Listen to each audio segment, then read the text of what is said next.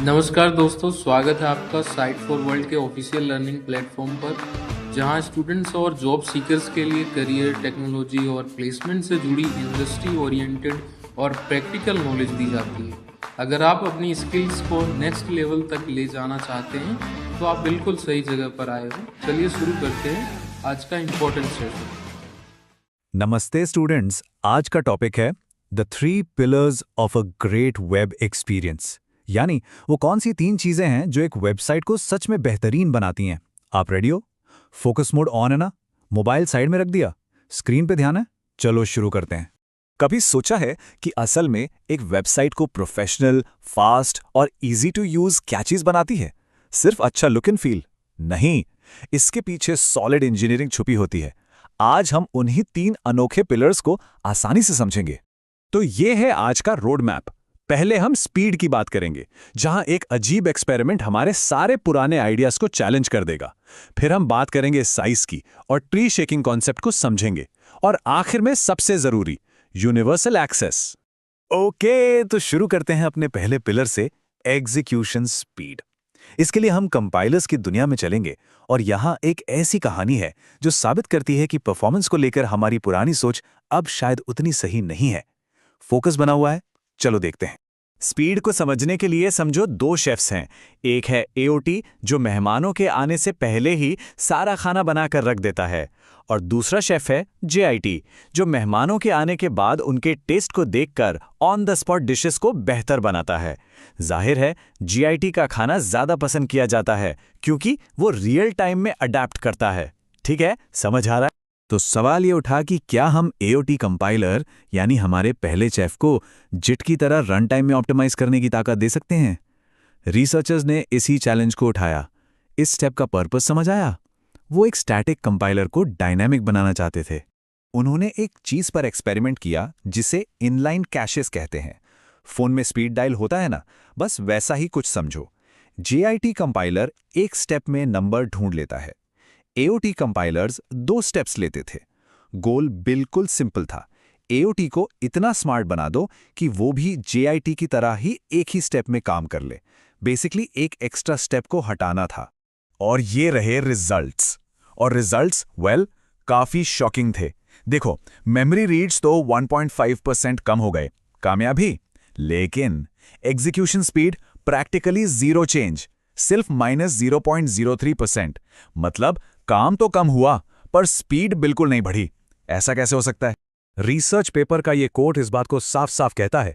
वो पुराने दिन गए जब मेमोरी रीड्स कम करने से हमेशा स्पीड बढ़ती थी। इसने ऑप्टिमाइजेशन के बारे में सोचने का पूरा तरीका ही बदल दिया। लेकिन आखिर ऐसा हुआ क्यों? अगर काम कम हो रहा है तो टाइम भी तो कम लगना चाहिए ना? माइंड इधर ही है। सोचो इसका क्या रीजन हो सकता है? और जवाब है मॉडर्न सीपीयूज। आज के प्रोसेसर्स इतने ज्यादा स्मार्ट हैं कि वो उस इनएफिशिएंट कोड को हार्डवेयर लेवल पर खुद ही ऑप्टिमाइज कर रहे थे। जिस एक्स्ट्रा स्टेप को सॉफ्टवेयर से हटाने की कोशिश हो रही थी, सीपीयू उसे पहले से ही इग्नोर कर रहा था। तो सबसे बड़ा टेक अवे ये है, हमारा हार्डवेयर अब सॉफ्टवेयर की कुछ कमियों को खुद ही ठीक कर लेता है। चलो अब आगे बढ़ते हैं अपने दूसरे पिलर की तरफ, एप्लीकेशन का साइज कम करना। रेडी हो नेक्स्ट स्टेप के लिए?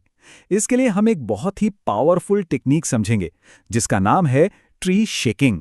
ट्री शेकिंग का सीधा सा मतलब है डेड कोड एलिमिनेशन।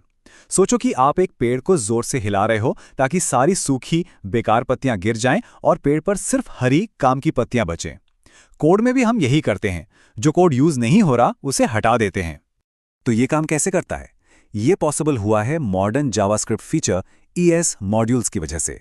पुराना सिस्टम CommonJS डायनामिक था, आप कभी भी कुछ भी रिक्वायर कर सकते थे। लेकिन नया सिस्टम ES मॉड्यूल्स स्टैटिक है। यहाँ इंपोर्ट और एक्सपोर्ट पहले से ही फिक्स हो जाता है। इससे टूल्स को आसानी से पता चल जाता है कि कौन सा कोड जरूरी है और कौन सा नहीं। लॉजिक समझ आया या सिर्फ देख रहे हो? लेकिन इसमें एक प्रॉब्लम है, साइड इफेक्ट्स। सोचो अगर कोई मॉड्यूल भले ही उसे यूज ना हो रहा हो पर वो बाहर किसी चीज को चेंज कर रहा है, जैसे विंडो ऑब्जेक्ट को। अब बंडलर कंफ्यूज हो जाता है और उसे हटाने से डरता है। उसे लगता है कि शायद इसका कोई जरूरी काम हो। तो इसका सॉल्यूशन क्या है? हम एज डेवलपर्स बंडलर को हिंट्स दे सकते हैं। हम अपनी package.json फाइल में लिख सकते हैं साइड इफेक्ट्स फॉल्स। इससे बंडलर को पता चल जाता है कि इस पैकेज से अनयूज्ड कोड हटाना सेफ है। या फिर कोड में किसी फंक्शन से ठीक पहले हम ये कमेंट लगा सकते हैं @_pure। ये कहने का तरीका है ट्रस्ट मी, अगर इसका रिजल्ट यूज नहीं हो रहा तो इसे हटा दो। इसको नोट किया? ये इंटरव्यू में बहुत काम आ सकता है।